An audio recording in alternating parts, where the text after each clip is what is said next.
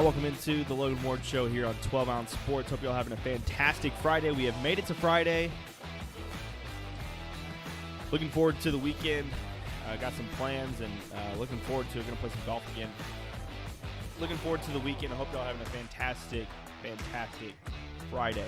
Be sure to follow us on Twitter at Logan Ward Show. You can also follow my personal Twitter at Logan B. Ward. You can follow 12 Ounce at 12 Ounce Sports. We got a loaded show for you today. The NBA is coming back. We had some college baseball yesterday. NBA is coming back. The NFL's looking at all sorts of things. The free agency. I just saw Devontae Freeman's reaching out to the Tampa Bay Bucks. We have a loaded show for you today here on the Logan Ward Show. But I wanted to start with this. Drew Brees made some comments, and I'm not going to get into what he said, whether I agree or whether I don't. I'm not going to get into that. I strictly want to give you, okay, here's what he said and my thoughts. So let's start. Here's what Drew Brees had to say over the last couple of days. I will never agree with anybody disrespecting the flag of the United States of America or our country. Let me just tell you what I see or what I feel when the national anthem is played and when I look at the flag of the United States. I envision my two grandfathers who fought for this country during World War II, one in the Army and one in the Marine Corps, both risking their lives to protect our country and this world a better place. So every time I stand with my hand over my heart, looking at that flag and singing the national anthem, that's what I think about. So that's Drew Brees' comments. And again, I don't want to get into, was it right, was it wrong, whatever. I'm not getting into that. But I will say this. Immediately after this happened, I said, Saints are done. They're done. It is hard to win in the NFL. It is very hard to win. That's why the Patriots' success of the last 2 decades have been pretty unprecedented. I mean, we've never seen anything like the New England Patriots. It's hard to win. We all thought that the Seattle Seahawks were going to win multiple Super Bowls. Nope. They won 1, went to 2. That's it. Haven't been back since. The 49ers, they've been to 2 Super Bowls in the last decade. They were 7 years apart. It is hard to win in this league. You got free agency. You got teams, the way the NFL is that if you're a better team, you get a tougher schedule. I mean, it is lined out for parity, and it is lined up for competition. So it's hard to win in this league. There have been 13 different teams that have played for a Super Bowl in the last 10 years. And this is in the years that the Patriots have been to multiple Super Bowls. But you got the Chiefs, the 49ers, the Eagles, the Rams, the Falcons, the Patriots, the Broncos, the Seahawks, the Giants. I mean, there have been so many teams, 13 teams, that have played for a Super Bowl in this decade. It is hard to win in this league. It's hard to get to the Super Bowl. It's hard to win a Super Bowl. And the Saints, not only did I think that this is going to be their last year anyway, this was their last hurrah for a Super Bowl. Saints are coming off of devastating playoff losses. You have the Minneapolis Miracle. You have the Rams controversial call. Last year you lost to the Rams again in overtime. Those cut deep. Those hurt teams. They hurt your psyche. I think this is the end of the Drew Brees and the Saints. I liked them coming into this year. I liked them winning the division coming into this year and going into the playoffs. But now after this, I don't know. You have devastating losses in the playoffs. Time and time again, you've lost in the playoffs in heart-wrenching fashion. You have the Minnesota Miracle. You got the controversial Rams call. Then you get your chance to redeem yourself. Play the Vikings, and you lose again. Not to mention that the division is a lot tougher. You have Tom Brady and Gronk now. I think the Falcons will be better. They still have Matt Ryan, Julio Jones. They added Todd Gurley. They have a pretty strong defense. I think that this could be catastrophic to the Saints. And now, your teammates, the locker room might be fractured. Because here's the thing. Drew Brees can say this. He has the right to say this. That's the beauty of this country, is he has the right to voice his opinion, and people have their right to say he's wrong. And his teammates come out and bashing him. Michael Thomas, Alvin Kamara, Malcolm Jenkins. All of these people have come out and bashed him.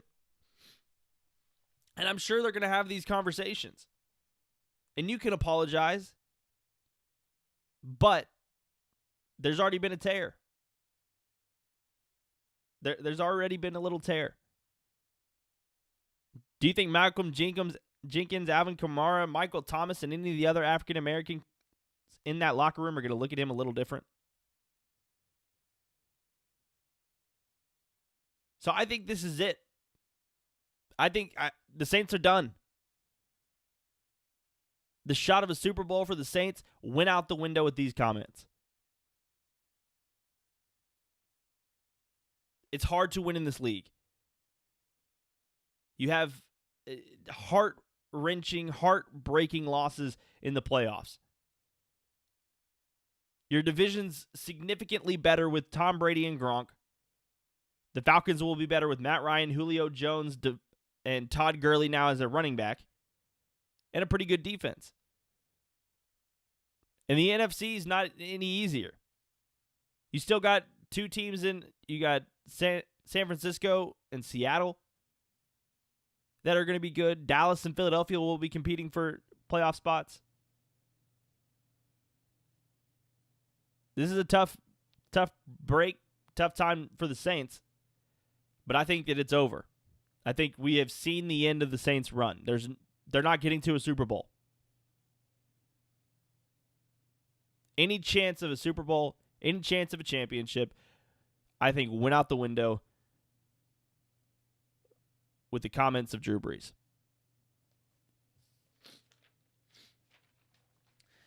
Let me switch to this.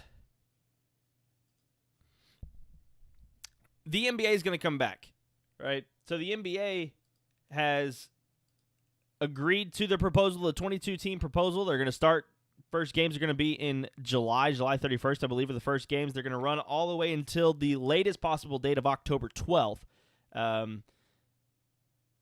This is very interesting. There's still some kinks to be worked out. There's still some things that need to be addressed. But I think this is a good start for the NBA. We see the NBA now, they're going to have 22 teams. They'll have 13 teams from the West, 9 teams from the East. They'll have the 8 games regular seasons as a tune-up to get to the postseason, and the teams that are behind the 8th seed in the West and the one that's in the 9th seed in the East, they're going to battle it out. And if you're within 4 games, you're going to have a tournament style single elimination for teams that are lower seeds, double elimination for the higher seed. But I think this is the NBA is going to try to come back. And the NBA is going to look a little different. And there's still some kinks to be worked out. We'll talk a little bit about that when we get into the news. But this is, the NBA, what the NBA wanted, they didn't want to cancel their season. They absolutely didn't want to cancel their season because they wanted a champion. You have this year where you have the Clippers and the Lakers. You have LeBron James in the last couple of years of his career trying to win a championship, trying to etch his legacy even further. And the NBA, the last thing the NBA wanted to do, was not have a season, to not finish this out. Now, granted, this is going to take over 3 months. They're going to be in a 3.5 month layoff.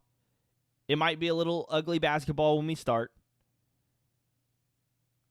But I think this is a really interesting thing, and we'll see what happens in the next couple days of them, because we'll start hearing them come out and say the fine details, the hotel stays, they're throwing out everything right now. I mean, they're throwing out everything from home court, where teams can bring out their home court to the stadium and they'll put it. Why? That's ludicrous to me. That's just extra work that doesn't need to be done. So I think that's ridiculous. If that happens, the NBA is ridiculous. But there are a lot of things that still need to be etched out. You know, the coaches, a lot of them are older. What's it going to look like? We'll talk about that when we get to the news. But there's a lot of different things that are still moving parts within this plan. There's still a lot of things to be done. There's still a lot of things that need to happen. But the fact that we have a set date, we have July 31st through October 12th, we have that. In the NBA, they better hope that the Lakers are in the finals. Because if the NBA is competing against MLB, if they're competing against the NFL, you better hope that the Lakers and LeBron James are in the NBA finals. Because if they're not, your ratings are going to dip. If it's the Clippers and Bucks, okay, it might be a good series maybe, but give me LeBron. Give me the Lakers.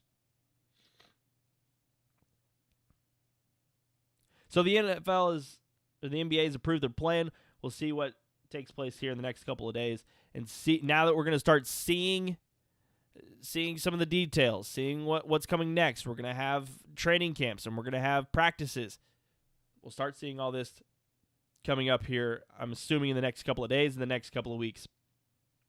But we're starting to get back. We got college baseball. The NBA is approved now. We're starting to get back. Starting to come back, and hopefully this second wave, and I know the protest is probably going to have a second wave of spikes, and we'll see. But, yeah, it's good to see that they're coming back. It's good to see that this is happening. So glad to see that the NBA has set a date for their return. When we come back, we're going to get into the news. I'll give you my thoughts on the MLB. Apparently, there's not going to be any more MLB.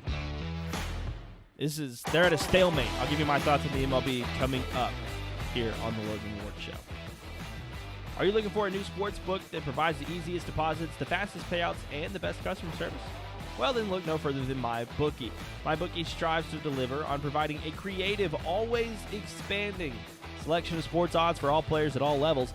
As a MyBookie player, you'll get the industry's most rewarding loyalty program with payout requests processed in just 48 hours. Hundreds of casino games and great bonuses on every deposit. You can join MyBookie today for a 50% sign-up bonus up to $1,000 using the promo code 12OunceSports.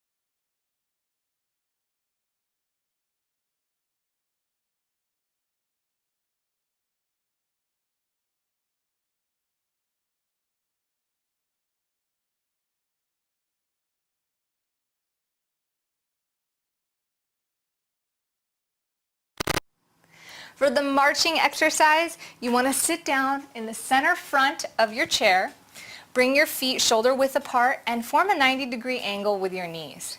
From here, you're going to lift one foot and raise the opposite arm, just as you march in place in your chair.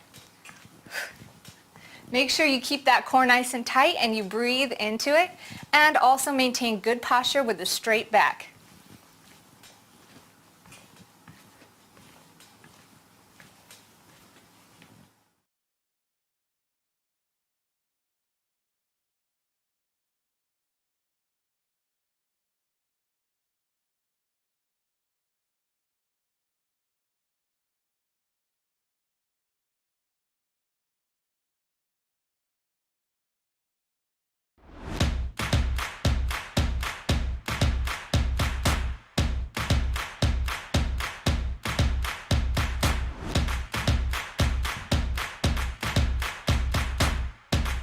DrinkAid, ready for distribution worldwide.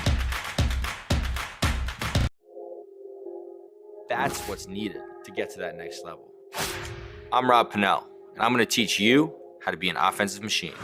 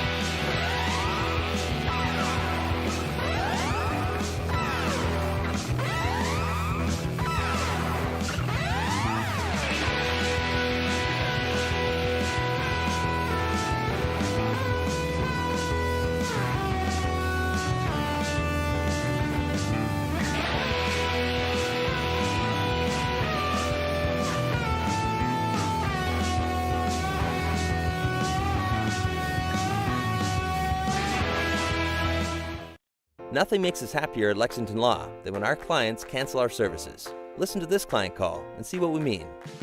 Lexington Law Firm, this is Erin. I would like to cancel my account. I'm sorry to hear that.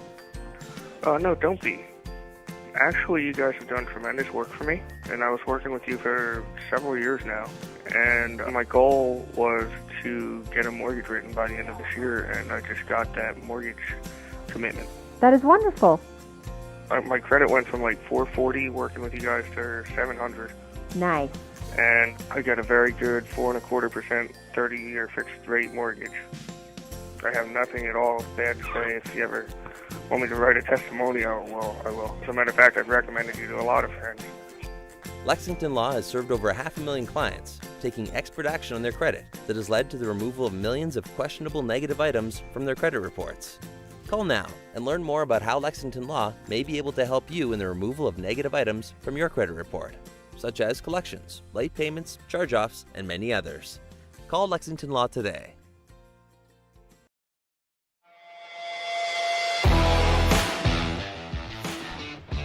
So 12 Ounce Sports is having a great catalog. They have a great catalog of merch for 12 Ounce Sports. So be sure to go to 12 Ounce Sports website, search their catalog.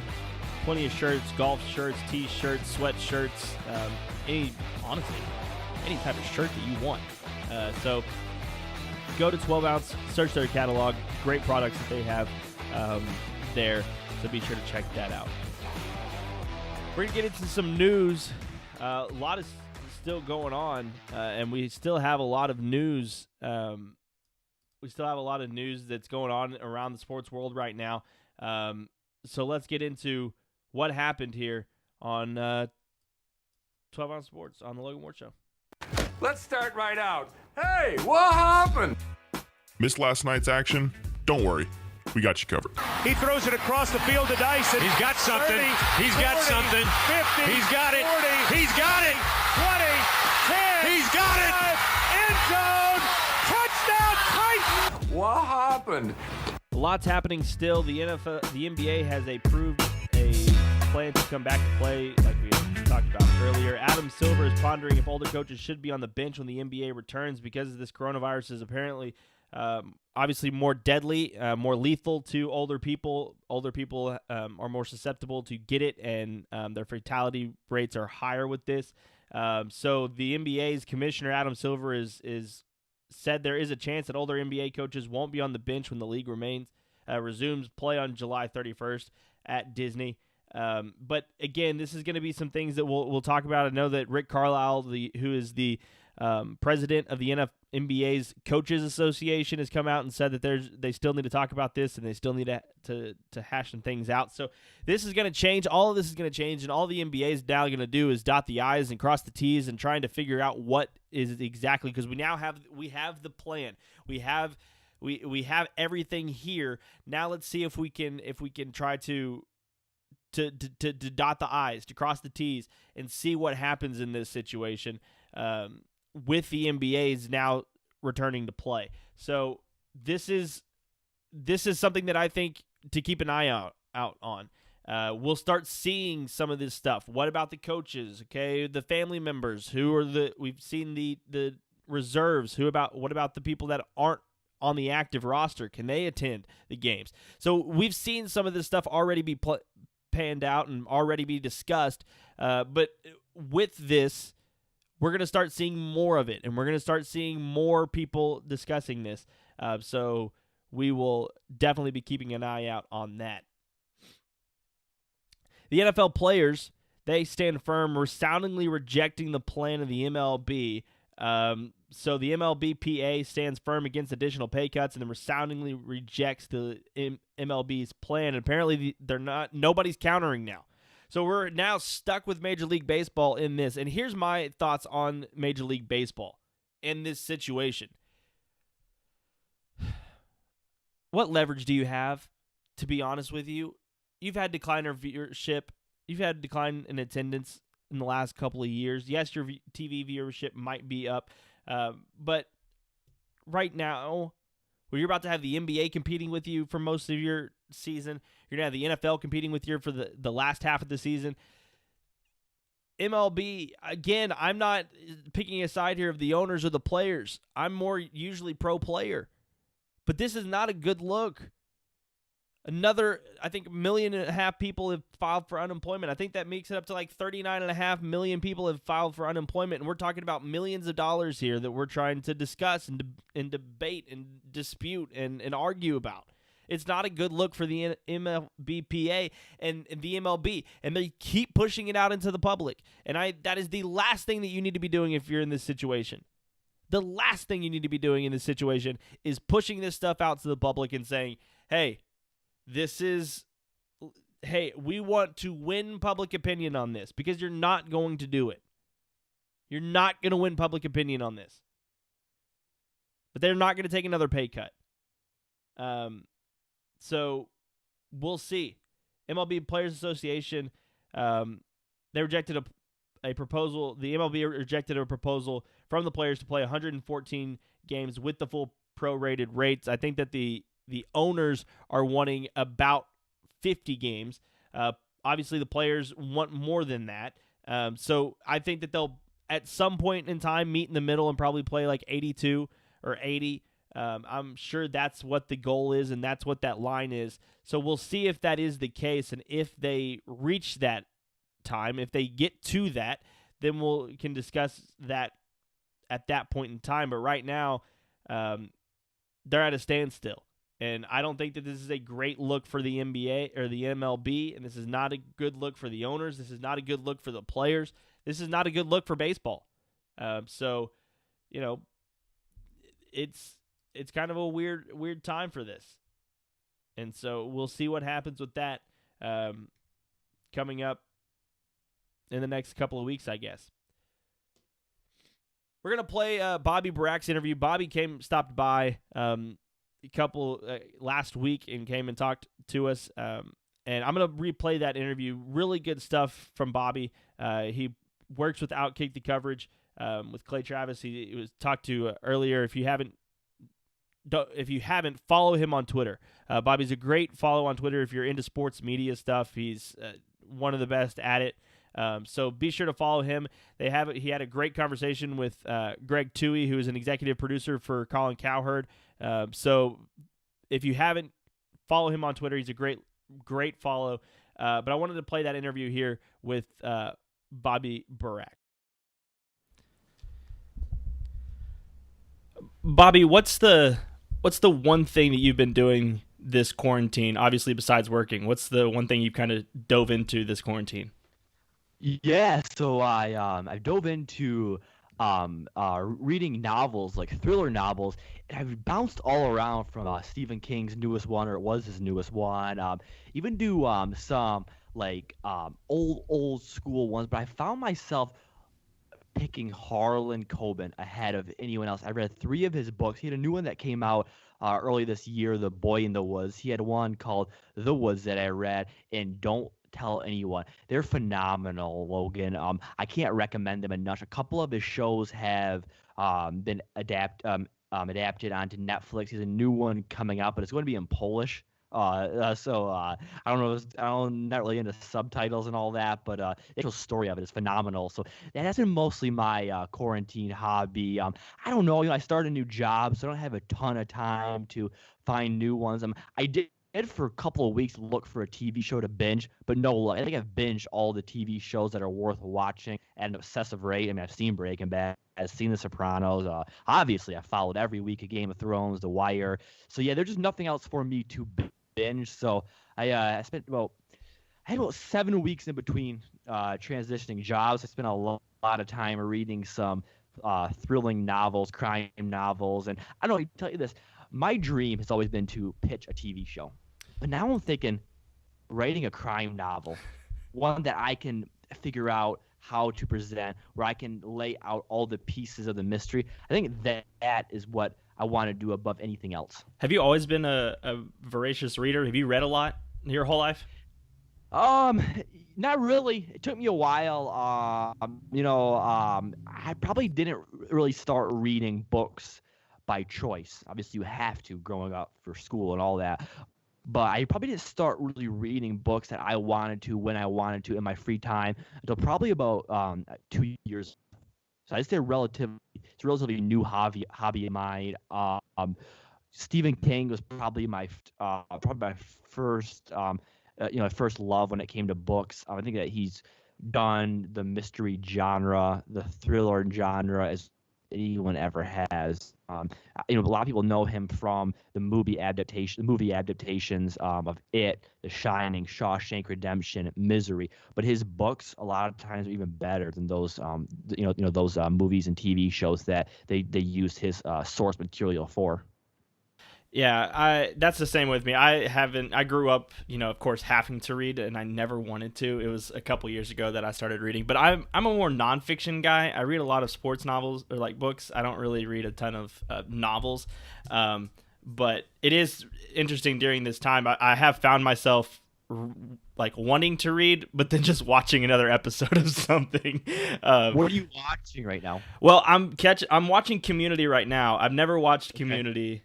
So I was told to watch it, so I watched that. And then there's a Netflix show that came out. It's a limited series called Hollywood. It's like 7 episodes only, but it was really good. I enjoyed it. Let's talk about your transition. You are now with Outkick the Coverage. Can you talk about what led you? Because you've been doing a lot more video stuff with Outkick the Coverage. Is that something that you wanted to do, looking for your next place? Or talk about your transition and going into that. Yeah, moving over to Outkick, open up that lane. Clay Travis, Outkick's founder, he does a daily Periscope video show that does really well. It has a large audience. It's actually coming off his best month when he when we moved over to Outkick.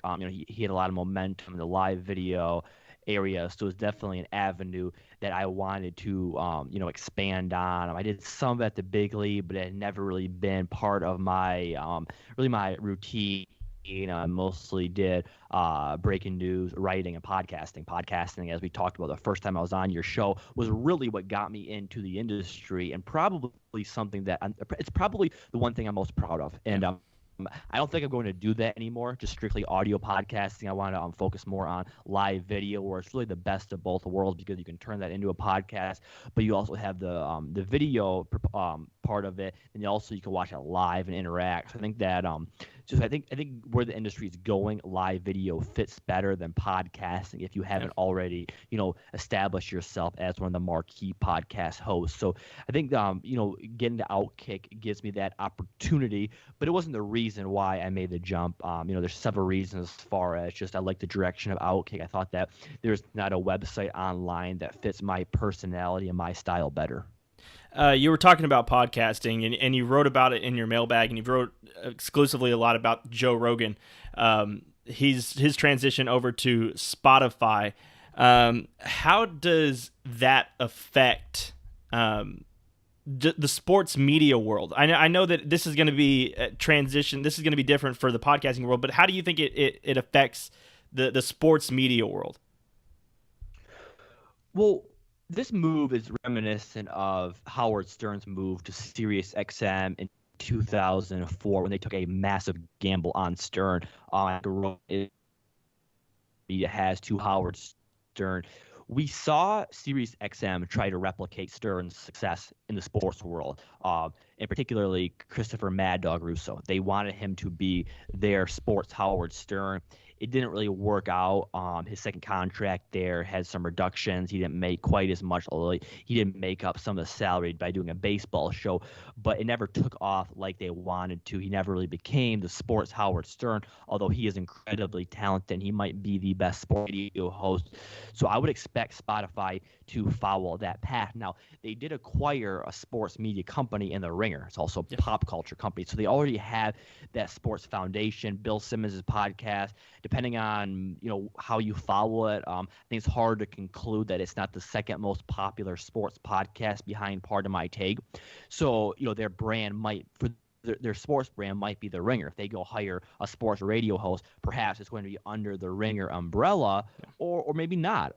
I look at someone like Dan Le Batard. There's been speculation for months that his tenure, his time at ESPN could be coming to an end.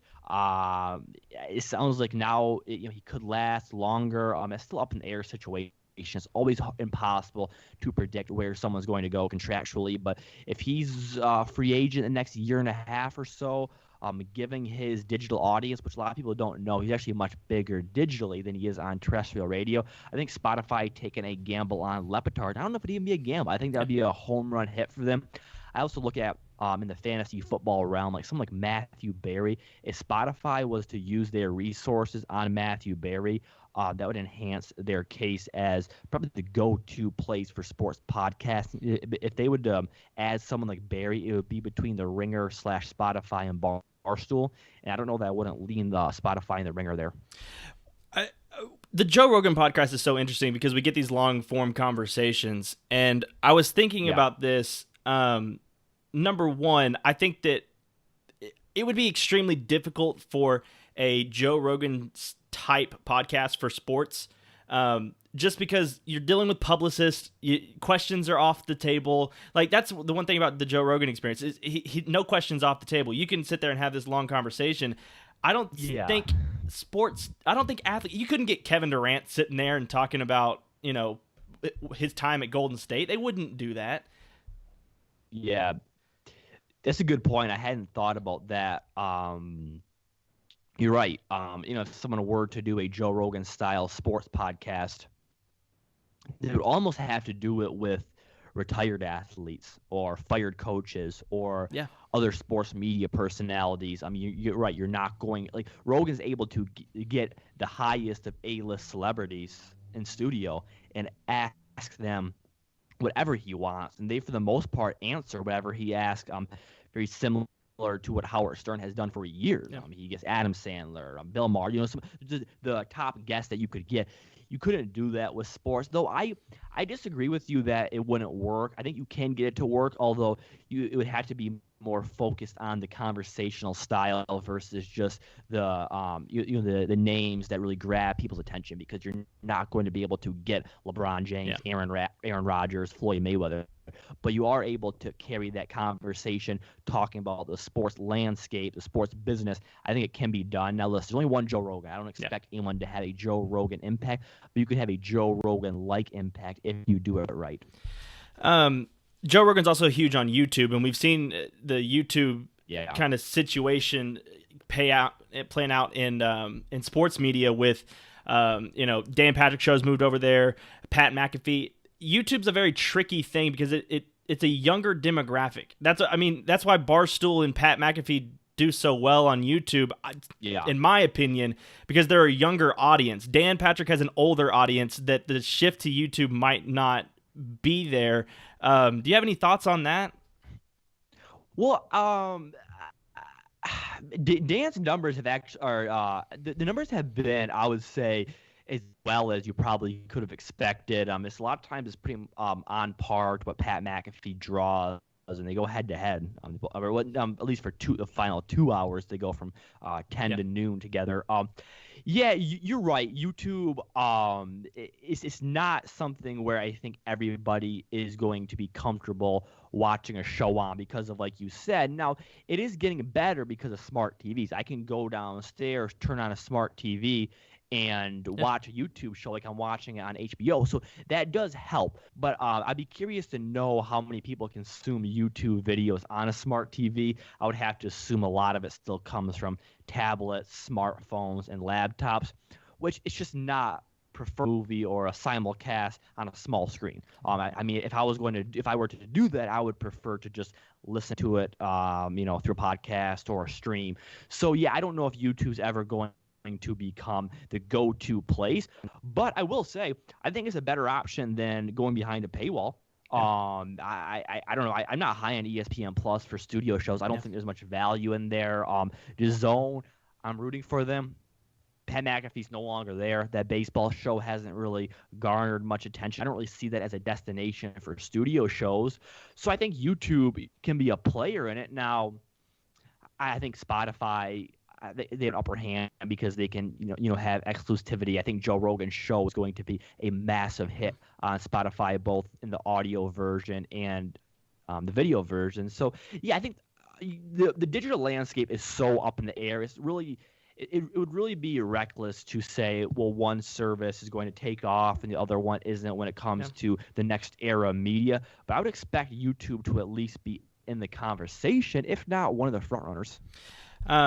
Just a couple hours ago, the Hollywood Reporter is reporting that there's going to be a Tom Brady documentary, kind of like The Last Dance, that's going to air in 2021. Do you think that this is the new thing? I mean, I don't think it's going to work as well. I mean, this is coronavirus. We're all sitting at home. Yeah. And Michael Jordan's a more popular figure than Tom Brady is. Do you think that these like limited series documentaries are going to be the new thing for ESPN? Because I think ESPN's doing this. Yeah, I do. I would expect it. I expect them to keep going. I expect them to, try it with various athletes. Now, again, there's always you always want to be careful saying, well, is it going to be like The Last Dance? Because The Last Dance had, it took a long time to do. I don't know if that's going to happen again. But listen, Logan, I expect there to be a LeBron James one at some point. It could be 5 years from now. It could be 5 months from now. It could be 10 years from now. LeBron James will have his own version of The Last Dance. And we are going to get more debate about it than probably anybody asked for, because it's going to be, well, who had the better documentary, LeBron or Michael Jordan? Now, I said that Sunday night, and someone's like, that's such a irrelevant way to determine who's better. And I'm like, yeah, but ESPN tried justifying who had the better look. So if you don't think that they will stoop to the level of who had the better doc, just read some ESPN rights. Because do you think literally broke down which one had a better look? Yeah, do you think that I wouldn't be surprised. Do you think LeBron James is going to have a documentary crew there next season with LA? He's going to say, bring on the cameras, let's go. I'm wondering if he's already started. I think when he probably caught wind that this thing was going to come out, I'm sure the next day he made calls and had a camera crew in his house. Now, I'll say this: LeBron James' version isn't going to be as good because I think he's the most inauthentic athlete going. I don't believe anything he says. I think he's a showman. I don't think he's going to tell the truth. I think if you put a camera in front of LeBron James in his house, I don't expect you to get the real LeBron James. I think we got the real Michael Jordan for 10 episodes. Yeah. We're not getting that with LeBron. Yeah, I think that LeBron's more calculated, but so is Michael Jordan. But I think that the difference between this is Jordan doesn't talk. Jordan didn't talk when he was in the league. LeBron's everywhere. I mean, we know everything about LeBron. I think that part of the reason we watched this documentary was just to get Jordan's side of the story. That was really it. We already got LeBron's side of the story. Yeah, and I also think we've gotten too much of LeBron's story. Like, seeing him talk about the China situation, given what he said in the past about social issues, I thought he looked like an unbelievably hypocritical public figure. I don't think anybody hurt their reputation amongst honest people than LeBron James did the past however long ago was. I guess that was in the fall. Listen, he's a massive deal. He moves the needle in sports, second to none. No one's done it since Michael Jordan, unless you want to consider Tiger Woods' run. But a LeBron James documentary will create all the buzz, all the talking points of a Michael Jordan, or that one Michael Jordan did. But like his playing career, it just won't be as good as Jordan's. Yeah. He's Bobby Barak. He's a writer for Outkick the Coverage and doing a lot more than just writing. So be sure to follow him on Twitter. The Twitter handle's here. Be sure to follow him on Twitter. He's a great follow if you want to follow anything sports media related. Bobby, thanks for stopping by. Hey, Logan, appreciate it, man. How's Bobby Barak? I thought it was a good interview. Bobby's been great. Talked to him a lot regarding sports media, the sports media landscape, all sorts of stuff. But he's been great. Be sure to check out the catalog, the 12-ounce sports catalog. We got T-shirts, we got sweatshirts, we have golf shirts, whatever you may need. Be sure to go check out on the website, on the 12-ounce sports website, and get you a shirt if you need one, want one. Look, we're about to get into the summer. We got golf shirts. You can go out there and play some golf with your 12-ounce gear, so be sure to do that. That's going to do it for us today. Be sure to follow us on Twitter at Logan Ward Show. You can also follow my personal Twitter at Logan B. Ward. We're going to be back on Monday. Still, we got plenty of sports to talk about on Monday, so be sure to do that. Also, subscribe to our YouTube channel. Just search Logan Ward or Logan Ward Show, and we should be on there, so be sure to do that as well. We'll see y'all on Monday. This has been Logan Ward Show on 12-Ounce Sports.